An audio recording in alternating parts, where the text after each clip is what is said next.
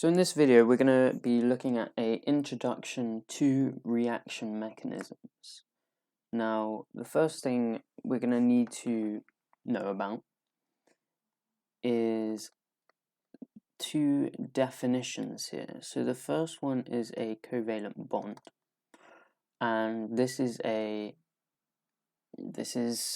bond between two nonmetals. Say, for example, we have our carbon here, and we have our hydrogen,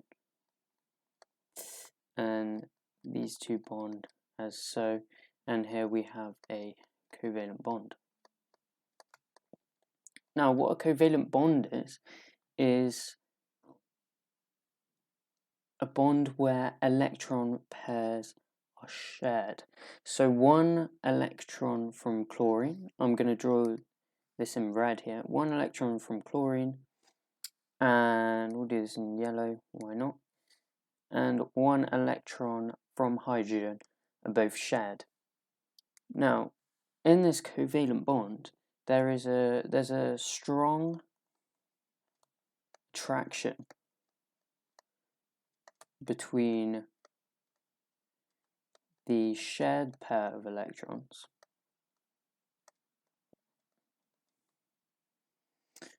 and the nuclei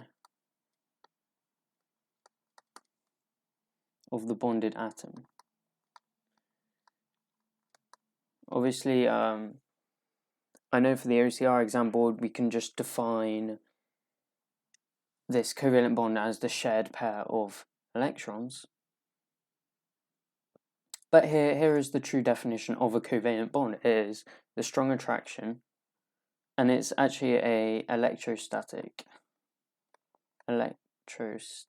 attraction between the shared pairs of electrons and the nuclei of the bonded atom.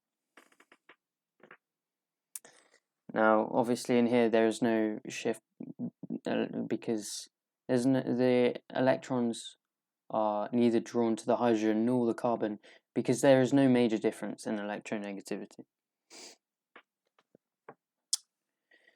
Now, the second definition we need to look at is something called a radical. And you may not have seen this term before, but that's okay. And what a radical is just a species with unpaired electron, and I'm going to put S here in brackets because it can be electron, just one electron or multiple electrons. And this is produced by two types of fission that we're going to look at today, and the fission is just the breaking of the covalent bond. But essentially what a radical is say we have chlorine here. Chlorine by itself is a radical because look here, it has its 7 outer electrons, so it has one unpaired electron right here. It has one unpaired electron, and so it's going to be reactive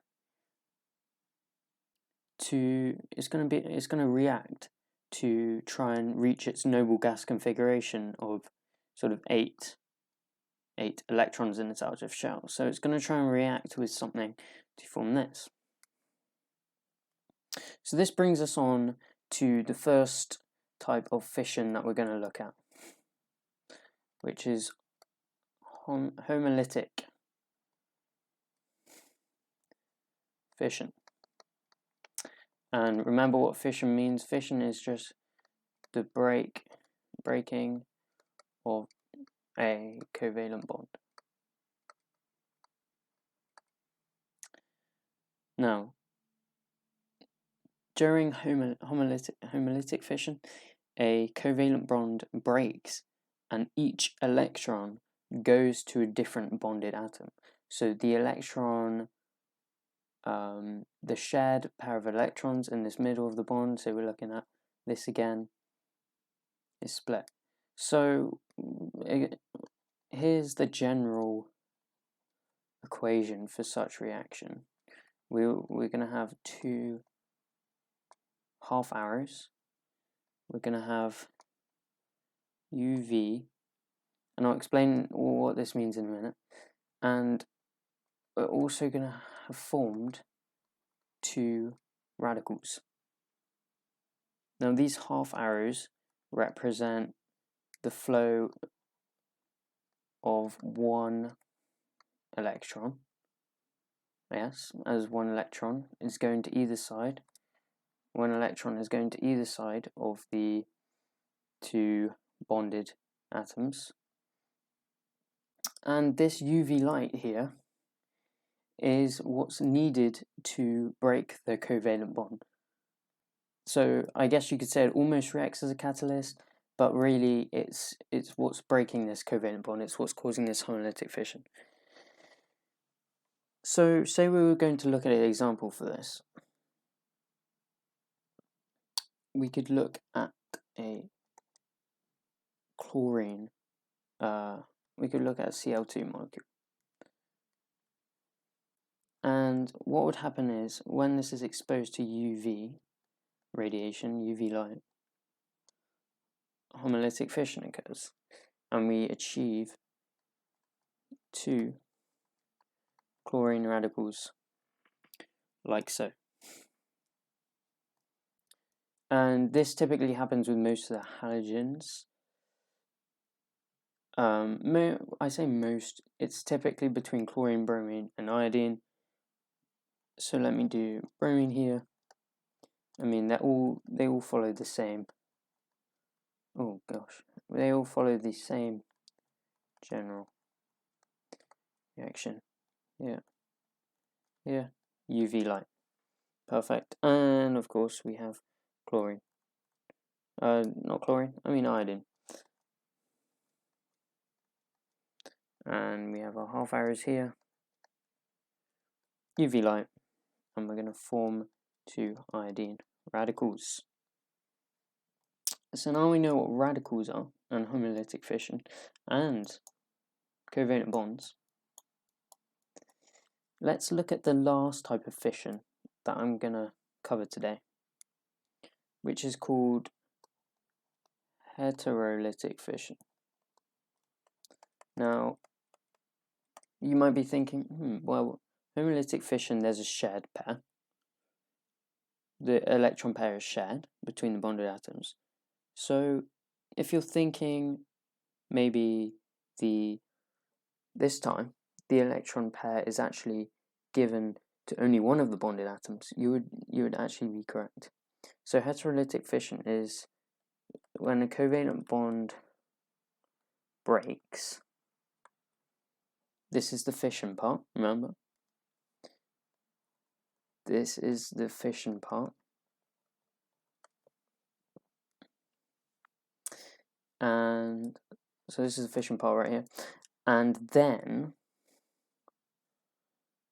so it's when a covalent bond breaks and the pair of electrons go to one of the bonded atoms. And what this will form forms a positive ion. We'll just put a cation and a negative ion. Anion. And obviously this part here is the heterolytic. And you can see the difference between the two. One shares the electron pair, one, whereas heterolytic, the shared pair of electrons goes only to one. So the general equation for homolytic fission is going to be something like this, where we form two positive and one negative ion. And we've just got a single arrow here, because we know both the electrons are going to be going to this Y, as it's negative here. So both of the electrons are going to be going over to here. So we've got a whole arrow to show both electrons of a pair, to show the flow of both electrons of a pair.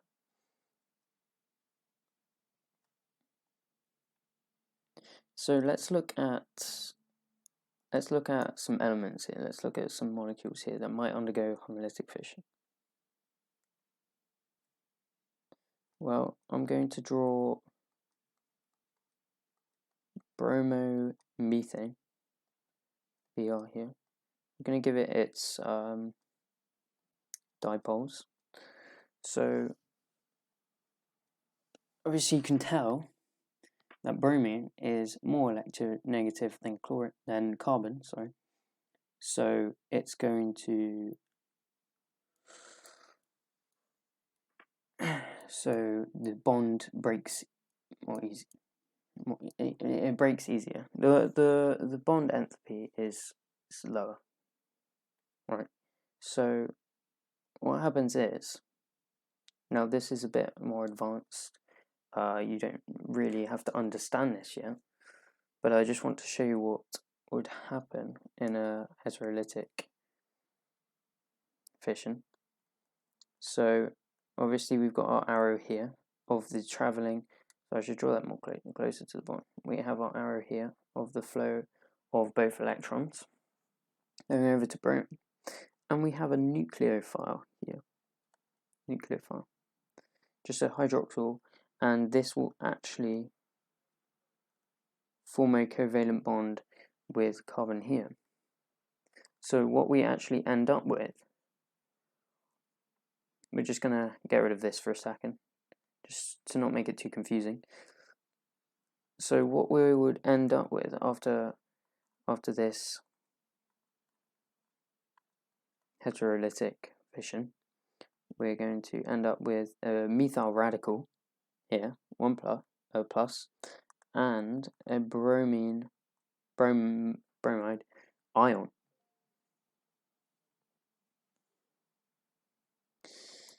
And you don't really need to know about the OH nucleophile, but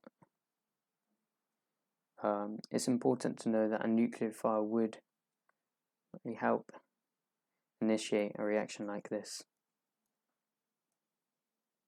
So that is heterolytic fission and homolytic fission summed up into this hopefully short video. You guys, hope you enjoy.